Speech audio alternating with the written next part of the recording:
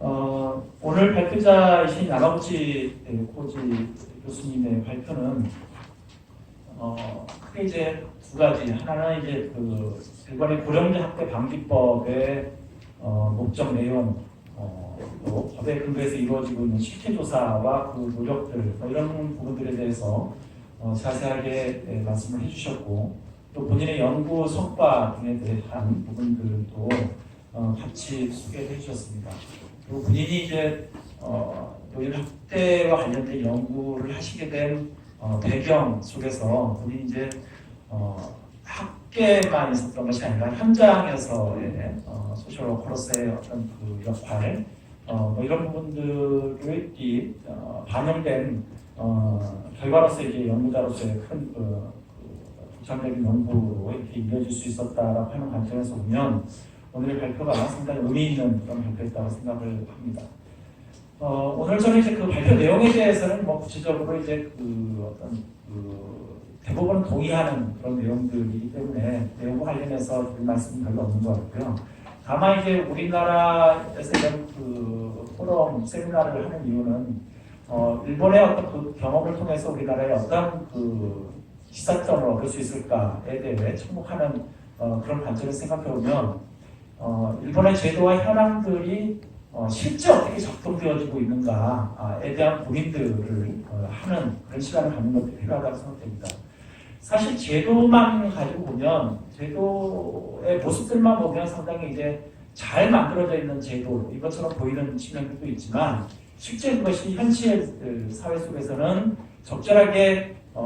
그것이 작동되어지고 있는가에 대한 부분들은 의구심을 가지면서 우리가 살펴볼 필요가 있기 때문에 그렇다라고 하는 말씀을 드리면서 저는 이제 크게 세 가지 정도와 관련해서 좀 토론을 할까 합니다. 첫 번째로는 고령자 학대 방지법의 목적과 그 성과에 대한 부분인데요. 일본의 고령자 학대 방지법은 처벌 중심의 그런 그 법률이 아니고 피해자에 대한 보호 또는 보호자에 대한 지원에 초점을 맞춘 그런 법 체계를 가지고 있다고 이렇게 볼 수가 있습니다. 따라서 이 고령자 학대 방지법 내용 속에 들어있는 처벌 규정이라고 하는 것은 주로 이제 정보 비밀 유지를 하지 않는 부분들에 대한 처벌이라든지 또는 그 조사, 시정촌에 의한 행정에 의한 조사가 이루어질 때 거기에 대해서 협조를 하지 않는 행위, 이런 부분들에 대한 과정상의 문제에 대한 협조가 이루어지지 않았을 때 처벌할 수 있는 어떤 그런 규정만 담고 있는 법으로 이렇게 만들어져 있습니다.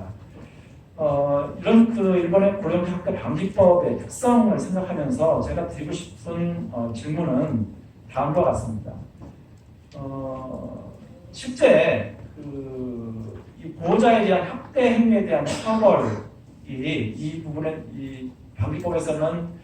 규정되어져 있지 않다라고 한다면 결국은 그런 학대 행위가 일어났을 때 이것은 형법에 의해서 처벌을 하는 어떤 그런 것으로 이제 이어졌을 거라고 생각이 되어지는데요. 실제 이런 것들이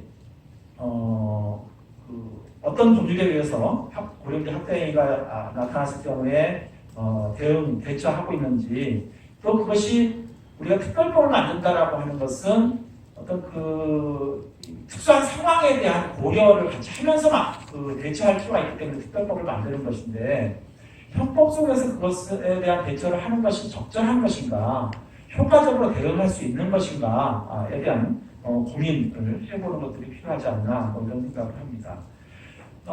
그리고 이제 가정 내에서 이루어지는 학대와 시설 내에서 이루어지는 학대를 동일한 연장선상에서 볼 수 있는 것인가에 대한 고민도 필요한 것이죠. 예를 들면 시설 내에서의 학대라고 하는 것은 거기서 이루어지는 것은 대부분 많은 경우에 개호 직원에 의한 학대 행위들이 나타날 텐데 개호 지원들은 전제가 급여를 받는 직원 또는 일정 정도의 훈련을 받는 직원에 의해서 또는 다수의 어떤 고령자에 대한 보호 조치를 하는 과정 속에서 나타나는 여러 가지 행동들이기 때문에 거기에 대한 처벌을 하지 않고 또 지원을 하는데 초점을 맞추게 됐을 경우에 보다 많은 학대 행위에 대한로 인한 어떤 그 피해 상황들이 막 발생했을 때 이런 부분들에 대한 대처를 하는 것들이 상당히 어려워지는 또는 그 예방하는 데 있어서도 곤란해지는 그런 측면들이 있다고 생각되어집니다. 사실 우리나라 같은 경우는 너무 이게 강해서 이제 학대 행위가 시설에서 있게 되면 이 시설의 존폐까지도 위협을 받는 이런 것들에 대해서 또 다른 측면에서의 문제점이 있긴 하지만 일본은 또 조금 다른 측면에서의 문제가 있지 않는가 이런 생각도 해보게 됩니다. 시간 관계상 다 질문을 줄 수는 없을 것 같고요. 그 다음에 이제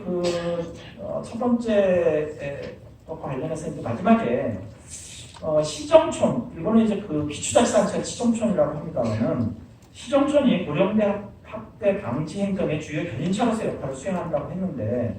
실제 학대 발생 행위가 발생했을 때 행정이 정말로 전문적이고 신속적이고 연속 지속적으로 이 사업에 대한 어떤 개입을 하고 모니터링을 하는 것들이 가능한 것인가에 대한 의구심을 가질 수밖에 없다라고 하는 것이죠. 잘 아시다시피 일본이나 한국이나 행정이라고 하는 것은 관료제가 가지고 있는 조직의 특성 때문에 상당히 이제 어떤 과정과 결과에 대한 공무원의 어떤 책임 이런 부분들이 항상 동반되어지기 때문에 적극적으로 개입하는 것이 어려울 수도 있고 또는 전문적으로 개입을 하거나 또는 그 전문성을 담보해내는 것들이 어려운 측면들이 상당히 있을 것이다라고 하는 가정하에서 이런 것들이 어떻게 이루어지고 있는지에 대한 고민들이 필요하지 않나 이런 생각을 해봅니다. 두 번째로는 노인학대 방지 네트워크 구축의 실효성과 관련해서인데요. 노인학대 방지 고령자 학대 방지법에 의하면 지방시 단체는 이런 노인학대 방지 네트워크 구축을 하도록 이렇게 규정을 노령부에 대한 규정을 해놓고 있습니다. 그러니까 노령부이기 때문에 꼭 해야 되는 것은 아니지만 이미 법이 제정되고 나서 10년이 지난 현 시점에서도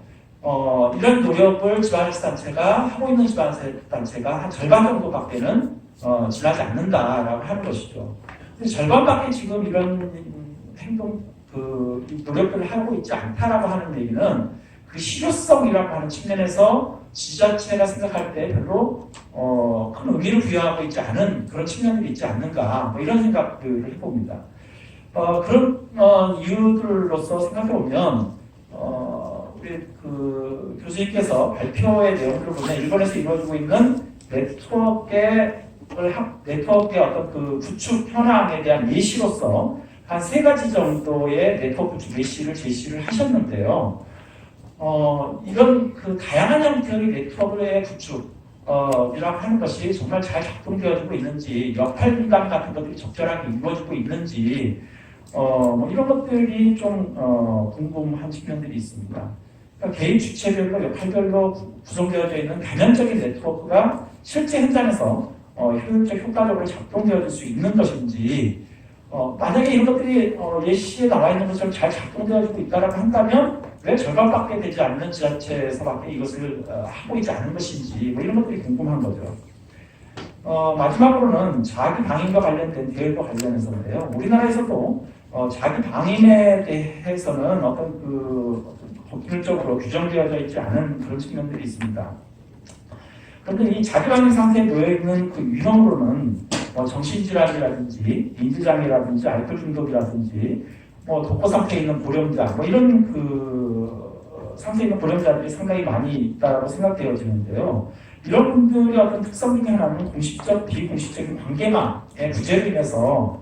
외로로부터의 지원이라든지 도움을 받는 것이 상당히 어렵기 때문에 나타나는 측면도 있고 실제 이렇게 발견이 되어서 도움을 주고 싶어도 개입을 하고 싶어도 개입을 할 수 있는 어떤 근거가 적절하게 마련되어져 있지 않음으로 인해서 이런 것들이 이루어지지 못하고 있는 그런 측면들도 있다고 생각이 되어집니다. 최근 우리나라에서는 현재 노인복지법 전면 개정을 위한 입법 발의가 되어져 있는데 거기에 보면 자기 방임에 대한 개념 설정과 공식적으로 개입할 수 있는 근거를 마련하기 위한 그런 노력들이 현재 진행되어지고 있는 그런 상황에 있습니다. 그렇다면 일본의 경우에 자기 방임이 발생하는 경우에 국가, 지방단체, 지역사회가 어떻게 대응을 하고 있는지 혹시 참고가 될 만한 사례가 있다고 한다면 좀 제시를 해주시면 많은 도움이 될 수 있을 것 같습니다. 이상 말씀. 말씀하신 부분 중에서 좀 핵심적인 부분, 한일 간의 그 사회적인 그 운영 시스템의 차이라든가 문화적 차이 같은 것들은 존재하지 않을까라고 하는 생각이 들고요. 특히 그 일본에서는 그 법률을 규정할 때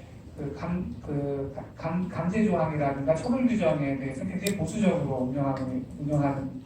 그 경우가 많고, 예를 들어서 장애인 차별 금지에 관한 것도 일본에서는 그 장애인 차별 해소 추진법이라고 하는 좀 그 어떻게 보면은 좀 그 힘이 떨어지는 형태의 그 법률이 제정이 됐는데, 실제로 제가 그 현장에서 그 대학 현장에서 있어 보면은 그 차별 금지가 아니라 하더라도 그 예를 들어서 합리적 배려라고 하는 일본에서는 그런 것들이 내려오면은 거의 100%그 일선 현장에서는 실시가 되고 있는 그런 것들을 측면을 볼 수가 있습니다. 그래서 실제로 그 강한 처벌 규정이 있다고 해서 꼭 그것이 그 실효성이 있다, 그리고 처벌 규정이 없다고 해서 실효성이 없다라고 그 단정짓기는 어려운 측면이 있고, 물론 이제 그 처벌 규정이 명확하게 제시되어 있는 것이 법률적으로는 완성도가 높다라고 볼 수 있는데, 일본 사회의 어떤 그런 문화적인 풍토라고 하는 부분들이 이런 측면에서 아마 반영되지 않는가 그런 생각이 들고요. 그다음 시설학대에 관해서 역시 그 개무보험 실시 이후에 한국보다 일본이 훨씬 더 그 시장 형을 추구하고 있는 상황이기 때문에, 그건 아마 그 공적인 측면에서 만들어진 그 시장이 그 규모가 일정 정도 수준의 규모가 되기 때문에 그런 측면이 있다고 생각하는데, 그 시장화에 대해서 그 일정하게 그 시장 질서 속에서 규제되고 있는 측면들이 존재하는데, 좀 더 복잡하게 분석하고 고려될 측면이 있지 않을까라고 하는 생각이 듭니다. 그리고 그 아까 그 말씀하셨듯이 일본에서도 그 자기 방임에 대해서 굉장히 지금 최근에 많이 그 얘기되고 있는데, 특히 그 학대에 있어서는 그 아동학대라는 것도 최근에 굉장히 그 거의 매일같이 뉴스에서 반영될 정도로 그 하고 있는데, 이게 바로 법률화되기보다는 이제 각 지방자치의 조례를 만들고 그 다음에 그 각 행정부처에서 그 통지라고 하는 형태로서 진행이 되는 상황에서 그 법률화돼가는 그런 프로세스, 좀 긴 프로세스가 일본에 항상 있는 것 같습니다. 조례라고 하는 것도 굉장히 실효성을 가지고 실시되는 측면도 없지 않아 있어서 좀 더 복합적으로 볼 필요가 있지 않나 그런 생각을 해보면서,